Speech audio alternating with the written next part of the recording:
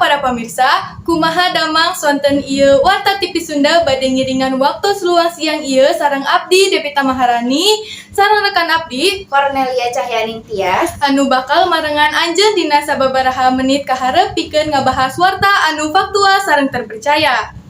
Beus anu kahuruan di pintu keluar tol Mananggal dinyatakeun parem.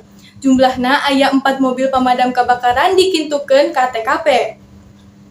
Tina informasi anu dikumpulkeun, bus biru kahuruan ka tembong haseup hideung kandel naek tina bus kaduruk.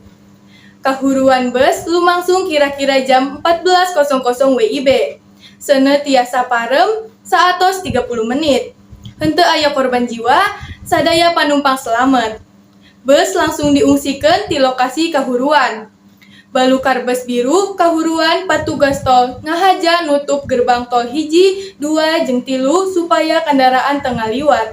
Hal ieu kusabab lokasi bus caket 3 gerbang. Jalan tol ngahaja ditutup ngan gerbang tol otomatis anu tetep muka nepi ka bus parem. Pemirsa, hayu urang teraskeun kana warta salajengna. Salah sahiji 2 warga desa Banyumas, Kacamatan Candipuro, Lampung Kidul anu leungit kabawa banjir korban kapanggih maot. Salah sahiji layon warga anu kabur kapanggih tabuh 14.00 WIB, korban namina Royani, korban samemehna dilaporkan leungit sageus kabawa banjir di wewengkon eta Kamis 27 Oktober kamari.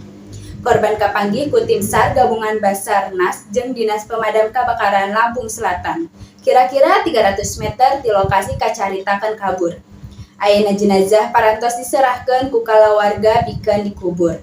Nepi ka ayeuna jumlahna aya 3 korban tiwas alatan musibah banjir di Lampung Kidul. Sedangkan hiji korban sejenna masih diteang ku tim penyelamat korban anu leungit ngaranna Madarif. Banjir di Lampung Kidul lumangsung ti Kemis kamari, ayeuna cah geus sumeber ka 13 desa di 5 kacamatan di dinya.